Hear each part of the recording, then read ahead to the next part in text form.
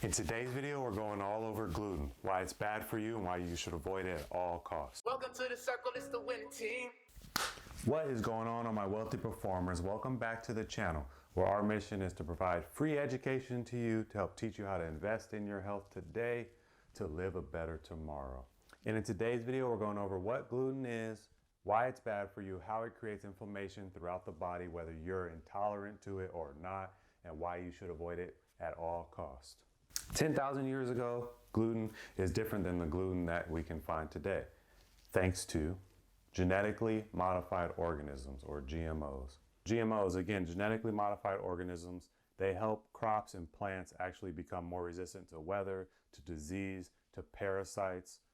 And this is helpful in providing food sources to people that maybe otherwise would not have gotten it. We're able to produce more food, so more people are able to eat. The thing is, our cells are smart, very smart. And they know the difference between organic foods and genetically modified foods. And as a result, our bodies are creating inflammation from genetically modified organisms. So in addition to GMOs being added into our diet, the food pyramid that we've all have seen is actually wrong. It's just not good for us. It's upside down, with grains being kind of the base, especially if you're consuming genetically modified gluten-based grains. Not a good thing for you. So just a quick tip, if we're out at the grocery store, avoid the center aisles. We want to stay on the perimeter with the produce and the veggies. And then in the center aisles, you're going to get a lot more of the gluten and the packaged and processed foods. I'm taking such a bold stance against gluten because of what it is. It's a protein that's meant to bind things together, which is why it's useful in cooking breads, cookies, cakes, pizza, things of that nature. But because of its binding properties, it makes it difficult for our bodies to fully digest it, those with and those without gluten intolerance. The digestibility issues of gluten produce an immune response in, you guessed it, our gut, which houses 70% of our immune cells. So even if you don't think you have a gluten intolerance, trust me, your body and your immune system are not happy digesting gluten. So what exactly is gluten? There's really three big sources. We've got wheat, we've got barley, we've got rye. Some examples of gluten, we've got crackers, breadcrumbs, pasta, wheat-containing noodles, cookies, pastries, like soy sauce. Why does soy sauce have gluten in it? I don't understand. But a lot of sauces will have gluten in it. Some wines, pizza, beer, fried chicken, delicious. Don't eat it. Some spice blends, vinegar, and ketchup. So what does gluten intolerance look like? It's going to come with, obviously, some GI issues, some bloating, some nausea, some indigestion, as well as maybe some heartburn, some nausea, fatigue. So if we finish a big pizza and beer and we need to nap after, probably due to our body working really hard to digest that gluten. Next, we'll cover two different types of gluten sensitivities. One of them is actually a very serious disease called celiac disease. So just 50 milligrams of the gluten protein, which is a crouton, is enough to cause pain, bloating, indigestion, diarrhea, heartburn, nausea, fatigue, malnutrition. And if you ignore the signs long enough, it will eventually lead to hospitalization. Celiac disease is autoimmune. It's an overreaction to gluten. And you can imagine that one crouton causing you that much pain is definitely an overreaction. And although I don't have celiac, if I have a crouton, I get a lot of these symptoms with IBD, inflammatory bowel disease, as well as people with IBS, just any kind of gut permeability, leaky gut issues. So we actually have a very helpful celiac disease iceberg, which explains the disease even further. So you see at the top, it's got the symptomatic celiac disease, and then in the middle, it's the silent, right? So you have the symptoms, is the tip of the iceberg, what we can see. It's due to damaged intestinal villi. So inside of our intestines are little finger-like projections that help you digest foods. And what happens is sometimes they get eaten down due to inflammation. And now we're just at the intestine lining. So there's none of these digesting, just the intestinal lining, inflammation, pokes holes through, all kinds of trouble. For celiac people in particular, as well as those with IBD or IBS, it's really important to avoid cross-contamination of gluten. So you see a gluten-free label on everything, right? Gluten-free foods, gluten-free this, gluten-free that. What that means is it was produced in a facility that has no gluten associated with it, versus maybe oats, for example, are naturally gluten-free, but sometimes they're produced in facilities where gluten is. So maybe breads are made.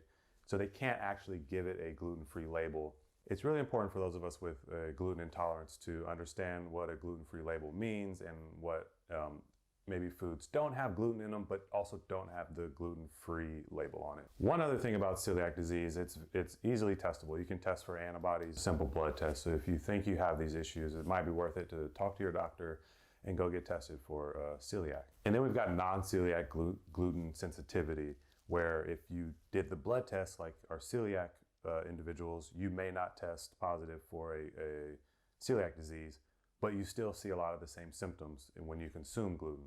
Some of the main symptoms, of course, are bloating, pain in the abdomen region, diarrhea, nausea, bowel or stool inconsistencies. There are two more familiar types of gluten sensitivity. So a foggy mind, let's say we had a sandwich, we got our sandwich and we got a nice side salad for lunch, delicious, I did it, I have to work out later.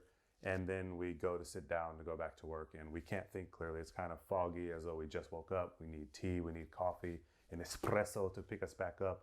That's probably a sign that you're having trouble or your body is trying really hard to digest that gluten. And then number two is some back pain. So again, I had just a quick story, a coworker who was training really hard for the Ironman and he gave up gluten as a part of his training and noticed that years of back pain went away with the avoidance of gluten.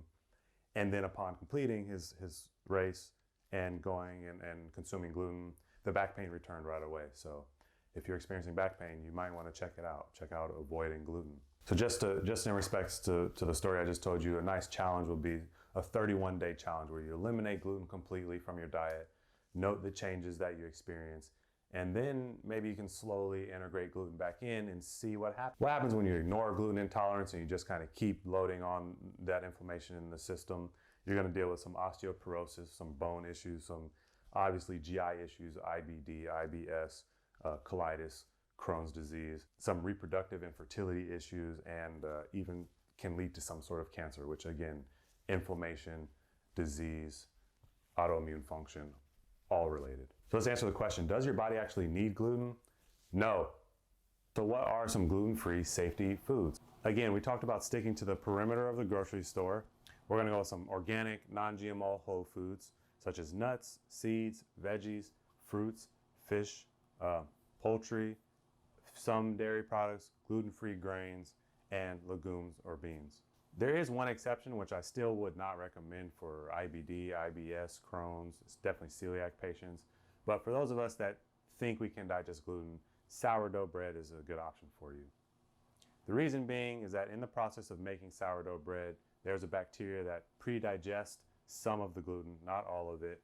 And in addition to that probiotic bacteria that's in the bread, it's going to serve as a prebiotic source. Don't feel like you could just go out and have sourdough every day. I think it should be more of a treat, but I also think it's safer to consume than a lot of gluten sources. So I'm definitely going to link to some of my favorite gluten-free, gut-friendly recipes that we've made and I've tried through kind of trial and error on how to make these things. One of my favorites is going to be Mama Wealthy's gluten-free crush. She worked so hard to create this crush recipe in order to provide me with a little treat during holidays and special occasions. And then of course we have our ginger carrot soup, which is going to be great for IBD, IBS flare-ups. And then we'll try some Middle Eastern kebabs maybe, as well as some baked chicken. 3 tips for going gluten-free. Number 1, save money, cook at home. It's a win-win. Not only do we save money, but we know everything that's going into our food. Number 2, if you are going to eat out, plan ahead. Plan where you're going, call them, see what their gluten-free option is. A lot of restaurants now have gluten-free menus. And number 3, stick to the 5-ingredient rule. That means when we're buying packaged or processed foods, we want 5 ingredients or less. Another tip, a lot of gluten-free foods are not always healthy, right? So in order to make up for the lack of gluten, they're gonna add extra sugars, extra preservatives to maintain some flavor. So just because it has a gluten-free label does not mean that it's healthy. If I'm wrong about my statements about gluten, don't sue me, because at the end of the day, we've lost weight from not eating as much gluten. We've avoided inflammation. We've learned to cook at home. We've learned to listen to our body, and we've learned to read some nutritional labels. So that's it. One last request. If you liked it, go ahead and throw me a like, throw me a comment if you're gonna use some of these tips. If you didn't like it and you disagree with me, please comment and let me know. We can talk about it. I by no means think that I have everything correct. I would love to learn and grow with you, right? This channel is about everyone growing together. So that's it. Stay wealthy, keep it G. a yee. Welcome to the circle, it's the winning team.